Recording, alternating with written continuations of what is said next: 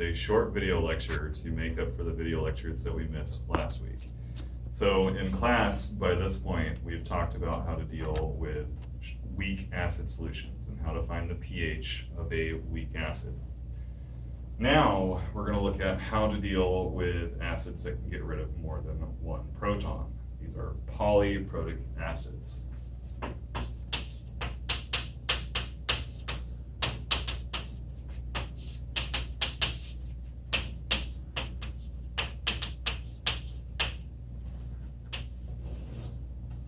Poly meaning many, protic meaning protons. These are acids that can get rid of more than one proton.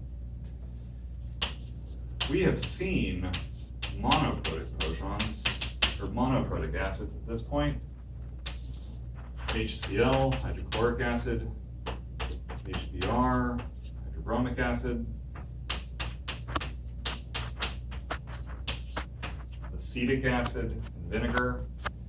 We've handled how to treat strong acid solutions, and we've looked at how to solve for the pH of weak monoprotic acid solutions. But let's look at how we tackle our acids that can get rid of two or more protons. We have diprotic acids, which can get rid of two protons. We have sulfuric acid. We have oxalic acid. You're familiar with carbonic acid. And there is ascorbic acid, which is the chemical for vitamin C.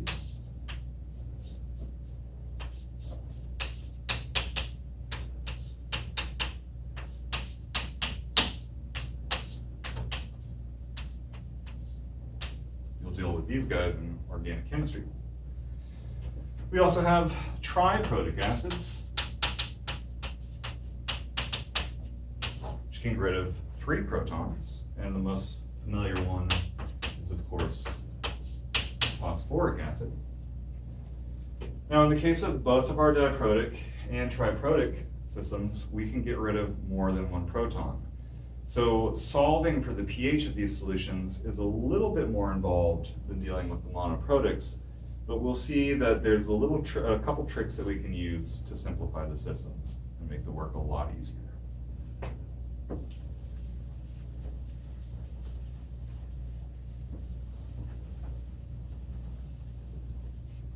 So first, let's get an idea of what's going on in a diprotic system. So if I have some generic diprotic acid, an acid with two protons on it, I can react that diprotic acid with liquid water. If an acid reacts with water, I'm going to generate a hydronium ion. And my conjugate base, in this case I'm going to lose an H plus to become HA minus. And this is the equation to represent the loss of my first proton. Now I can write an equation for the loss of the second proton, where the conjugate base of the first reaction interacts with a second water molecule to give me an additional hydronium ion and the conjugate base A2 minus. Now, if both of these are equilibrium processes, I can write Ka expressions. So I have a Ka1 for the first deprotonation. Always products over reactants. And of course, my liquid water is not represented in the Ka expression. I can write a equilibrium expression for the second deprotonation. Again, products on the top.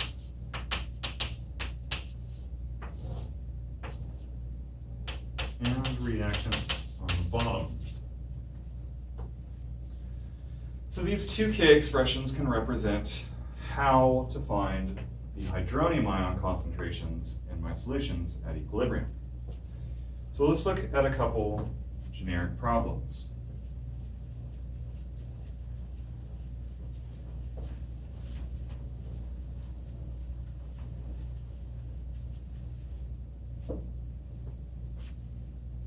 First, let's look at finding the pH of a dilute sulfuric acid solution.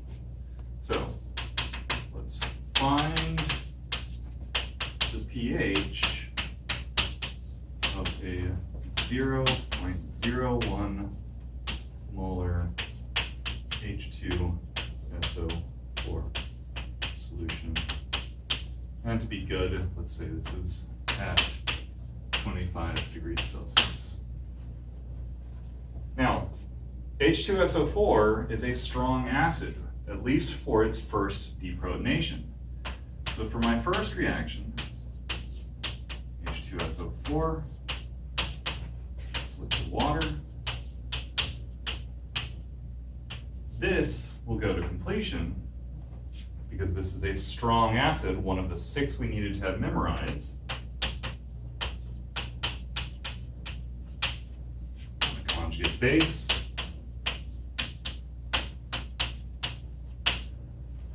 And if this is a strong acid, by definition, the Ka for this is significantly greater than 1. For all intents and purposes, every molecule of H2SO4 will dissociate into a molecule of H3O+ and a molecule of bisulfate. Now, I can calculate my equilibrium concentration from the first deprotonation by using a Rice table. So if I put in my 0.01 molar, I don't care about liquid species. At the beginning, I have not made any products. My change, minus 1x for my stoichiometric coefficient of 1 for the reactant. We don't care about liquid water.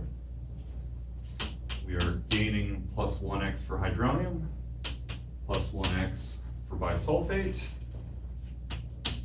Therefore, at equilibrium, however, this is a strong acid. So, rewind. Strong acids associate to completion. So this is getting made. So, boo-boos. 0.01 is what I started with. If this is a strong acid, every mole of this will get converted to products. So I'm losing every mole of my strong acid. If I have a 1-to-1 ratio, for every one of these losing, I am gaining one of these. So, at equilibrium, I have no sulfuric acid left. I don't care about the H2O. This is 0.01 molar, and this is 0.01 molar. Now, I have my initial hydronium ion concentration from the first deprotonation. However,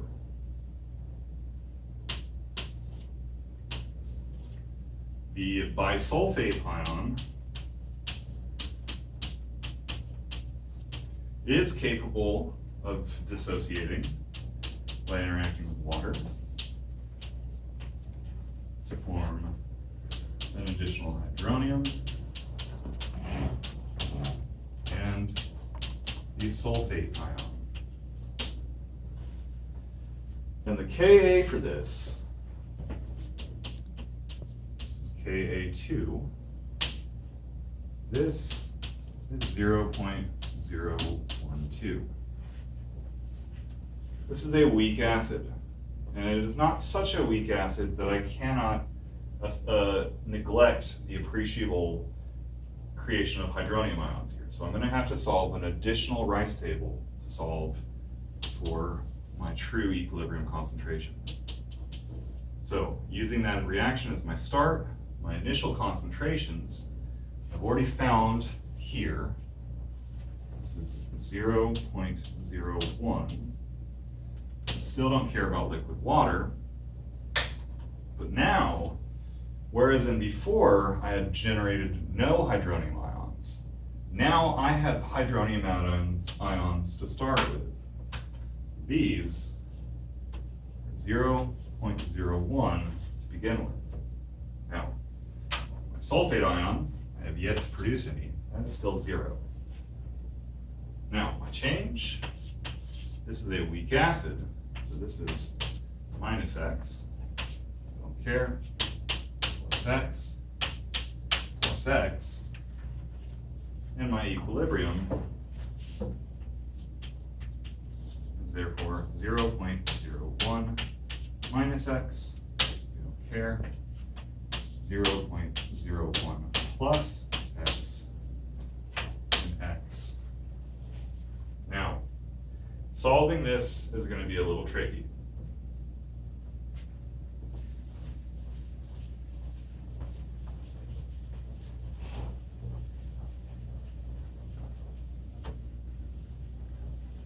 First things first, set up the Ka expression.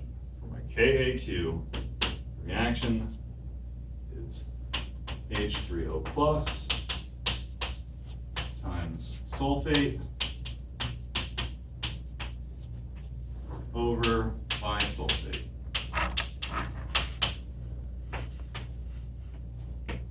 My values, this is 0.012.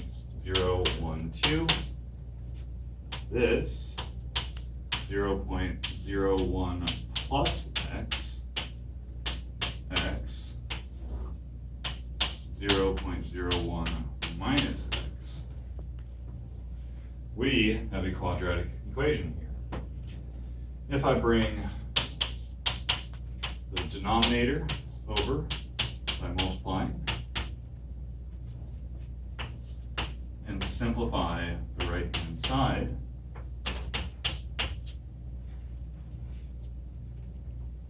this becomes 0.0000010. 1, 2, 3.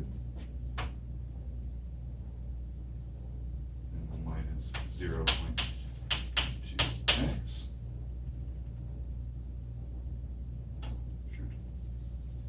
This is 0.000.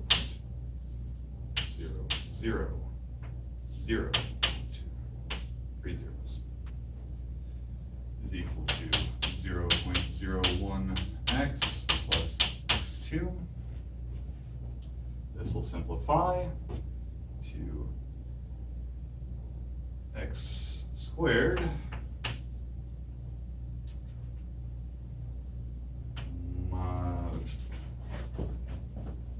this y x squared plus 0.022x minus 0.00012 is equal to 0. A quadratic expression. Now, I have the luxury of already having solved this. Now, if you have access to a quadratic calculator, you can solve, and you get x values that are equal to negative 0.027, or x is 0.0045.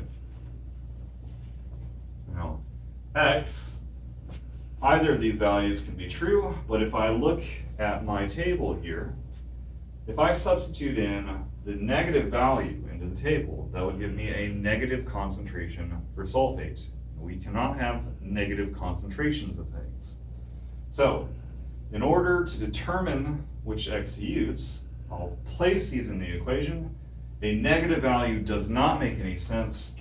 I'm going to keep the positive value. Again, I cannot have negative concentrations. If I subbed in the negative value here, that would imply I have a negative concentration of sulfate. So we'll keep the 0.0045, which gives me, if I can plug that into my equation here, then my hydronium ion concentration at equilibrium is 0.01 plus 0.000 0.0045, which will give me 0.0145. And the pH, which is the negative log, the H3O plus concentration at equilibrium, is therefore 0.015, and that comes out to being 1.84.